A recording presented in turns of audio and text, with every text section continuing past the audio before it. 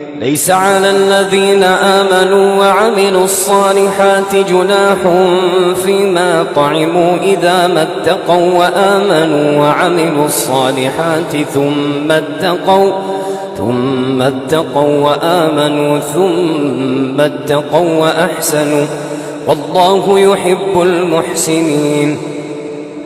يا أيها الذين آمنوا ليبلونكم الله بشيء من الصيد تناله أيديكم ورماحكم ليعلم الله من يخافه بالغيب، فمن اعتدى بعد ذلك فله عذاب أليم.